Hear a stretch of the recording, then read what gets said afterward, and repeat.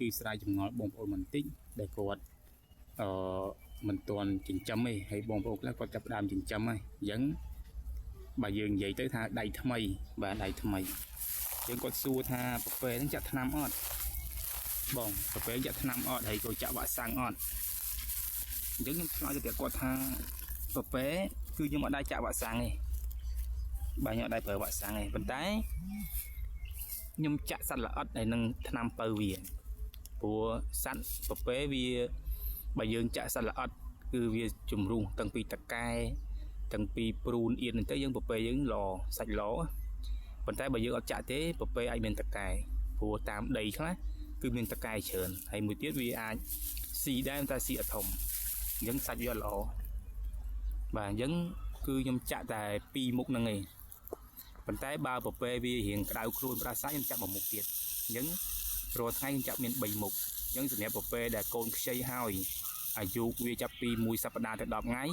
គឺខ្ញុំចាប់ផ្ដើមចាក់សត្វល្អិតមេចាក់សត្វល្អិតនិងថ្នាំពៅហើយបាទគឺចាក់សត្វល្អិតនិងថ្នាំពៅអញ្ចឹងកូនរបស់វាយើងមិនចាក់ទេដោយសារវាបើដោះអញ្ចឹងបើយើងចាក់មេហើយគឺវាបើដោះមេហើយអញ្ចឹងកូនហ្នឹងគឺវាទម្លាក់សត្វល្អិតដល់ខ្លួនឯងអញ្ចឹងយើងមិនចាក់ទៀតទេបាទយើងមិនចាក់ទៀតទេហើយសម្រាប់ពេលវាដោយឈ្មោលហើយយើងក៏មិនចាក់ទៀតដែរអញ្ចឹងចាក់មួយសាហ្នឹងរហូតទៅដល់ប្រវេណហ្នឹងកូនខ្ចីមួយសាទៀតបានយើងចាក់ទៀតរយៈពេល1សប្តាហ៍ទៅមកទៅយើងចាក់មួយសាទៀតបាទហ្នឹងអញ្ចឹងប៉ុន្តែជាប្រពែវាផ្ដាសាយបងប្អូនមើលទៅផ្ដាសាយ1ថ្ងៃ2ថ្ងៃ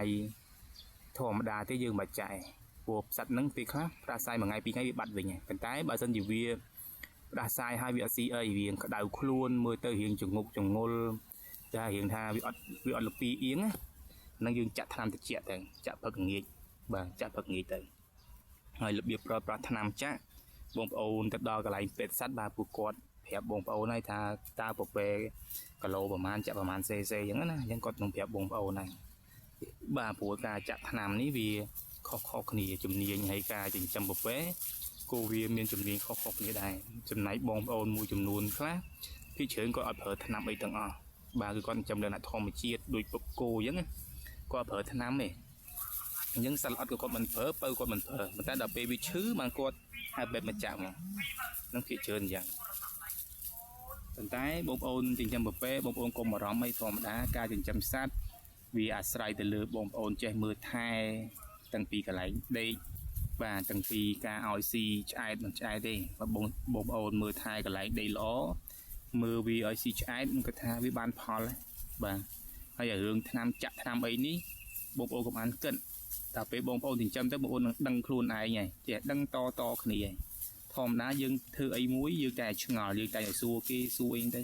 អញ្ចឹងបងប្អូននឹងដឹងនៅខ្លួនឯងបាទដឹងនៅខ្លួនឯងហើយអញ្ចឹងបើយើងសួរហើយយើងអត់ធ្វើផងយើងមិនដឹងបាទការនិយាយហើយយើងអត់បានធ្វើបាទគ្រាន់តែចង់ចិញ្ចឹមតែអត់បានចិញ្ចឹមផងយើងអត់ដឹងទេប៉ុន្តែបើបងប្អូនចង់ចិញ្ចឹមហើយយើងចិញ្ចឹមហ្នឹងទៅបាទយើងដាក់មេ4ឈ្មោះមួយទៅវាល្អហើយក៏បងប្អូនដាក់តែមេ2ឈ្មោះមួយទៅសាក់លបងបាទយើងធ្វើទ្រុង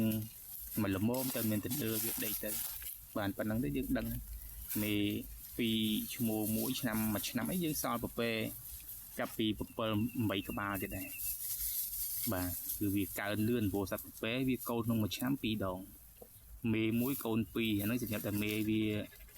កូន1ហើយមួយសាអាហ្នឹងមិនមែនមេកំមុំទេណាគឺមេចាស់បាទមេចាស់គឺកូន2ម្ដង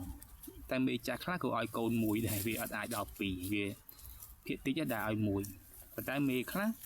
ក៏វាបានកូន3ដែរវាឲ្យផលយើងច្រើនតែភាគតិចដែរបាទដែលមានកូន3អញ្ចឹងបងប្អូនសាកចិញ្ចឹមមើលទៅព្រោះប្រពែលើហាងឆៃល្អបាទទីផ្សារក៏ល្អដែរ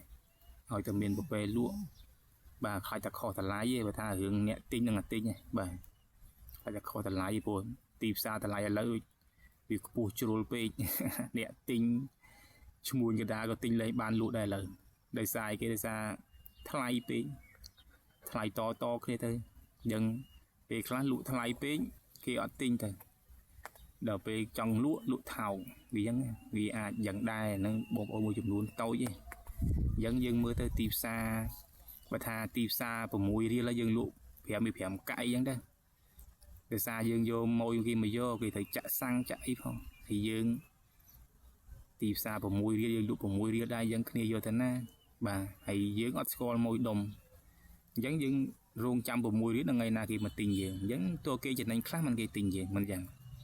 បាទអញ្ចឹងការលក់ដូរទៅយើងមើលដែរយើងមិនចេះថាកំណត់ថ្លៃ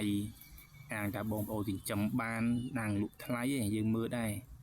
បាទបើយើងរឹងថ្លៃពេកគេមិនទិញនឹងលក់ឲ្យណាគេដល់ពេលអញ្ចឹងយើងពិបាកបាទអញ្ចឹងមានតែប៉ុណ្ណឹងបងប្អូនវីដេអូនេះបាទសូមអរគុណ